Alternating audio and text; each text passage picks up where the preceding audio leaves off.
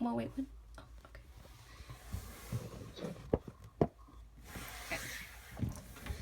okay. Have you ever heard the saying, if looks could kill? Well, the chances are they already have. Today, an estimated 20 million women and 10 million men will encounter an eating disorder at some point in their life, with 1 in every 5 people eventually dying from anorexia, according to the National Eating Disorder Association. Tonight's presentation addresses the urgent need to not solely take awareness but take action to minimize the catalysts that contribute to these harmful and sometimes fatal eating disorders. For the purpose of this topic, I researched the following sources to provide statistical insight into what eating disorders are and how they impact society. Eating disorders are publicized at a far greater rate today because many celebrities struggle with this particular issue. Because of this, it lowers the complexity of eating disorders and makes it seem that it's solely about the struggle of weight. Eating disorders are not phases or fads people go through. They're not just something people catch for a temporary time. Eating disorders are real, complex, and can cause devastating damages not only to the individual, but to the people around them. The incidence of eating disorders has increased over the past 30 to 40 years, with 0.5% of females meeting the criteria for anorexia and 1 to 2% meeting the criteria for bulimia. Differentiating between the two most common, anorexia nervosa and bulimia, can be a bit difficult at times.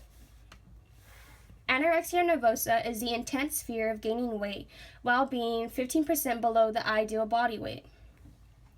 The key factor to understanding this particular disorder is not being of a low weight, but refusing to eat and still have an unhealthy body weight. When people with anorexia look at themselves in the mirror, they do not see somebody who's severely malnourished and thin. They see somebody who is overweight and obese. Bulimia, on the other hand, are frequent episodes of eating unusually large amounts of food, followed by purging, exercising too much, and fasting. As opposed to anorexia, people with bulimia do not exhibit drastic weight change. Instead, they encounter electrolyte imbalances and have oral or tooth decay problems. There is not one single cause for eating disorders, but rather a complex mixture of correlated sources. These could stem from psychological issues, family, genetic, or even social issues. According to the National Association of Anorexia Nervosa and Bulimia, there is a 5 to 6 times greater chance that a person will develop an eating disorder if an immediate family has one.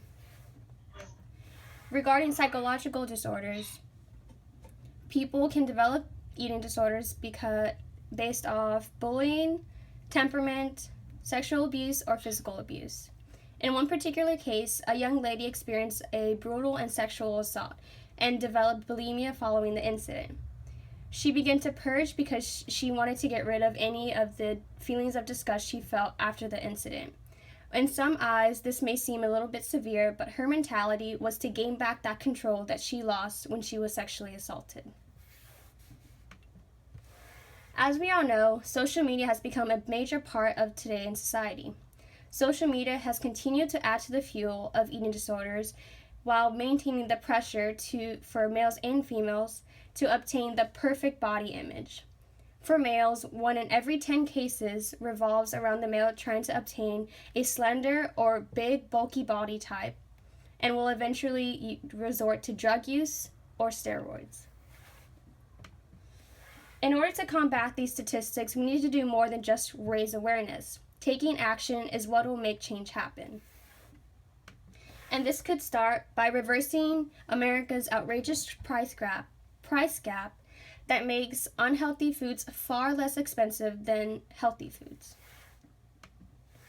In 2012, researchers from the University of Cambridge found 1,000 kilocalories of healthy food cost $12, while 1,000 kilocalories of unhealthy food costs only $4. With that in mind, obesity rates continue to rise in America, with nearly 2/3 of adults being overweight or obese. In order to reverse this price gap, we need to petition and raise awareness to the government, who eventually controls the regulation and pricings of goods. Another way is through prevention. Prevention by looking for signs and symptoms of these disorders, as well as promoting good body image, which can mean the difference between a breakthrough or breakdown. Encouraging regular medical checkups can reduce these rates because medical personnel are usually the first line of defense. Tooth decay, gum deterioration, and bad breath are all signs and symptoms of bulimia, which can be caught by orthodontists, oral surgeons, dentists, or even dental hygienists. Another way is to look at what other countries are doing to fight these disorders. Recently, France passed a bill prohibiting the acceptance of excessively thin models. Models now must present a certified note from a doctor verifying their health by their age, their height, and their body type. France also banned or is now requiring magazines to have the label retouched if Photoshop is used to digitally alter a model's weight by either thinning them or widening them. France enacted this bill because they are experiencing high rates of anorexia and they want to promote a healthier lifestyle. Lowering the incident rates of these disorders can greatly benefit society both financially and physically. By lowering these rates, we lower 4 out of the 10 main causes of death in America, and these 4 include cancer, diabetes, heart disease, and death by self-harm. Because many health insurance policies do not cover eating disorders, many families are forced with the burden to pay out of pocket. Because hospital bills are so expensive, they are either forced into bankruptcy in order to pay for treatment for their loved one, or do not receive treatment at all and are forced to lose their person to the eating disorder. In a cost of illness analysis, hospitalization costs for a person with an eating disorder are $12,800, which is far above the average cost of hospital bills, $3,600.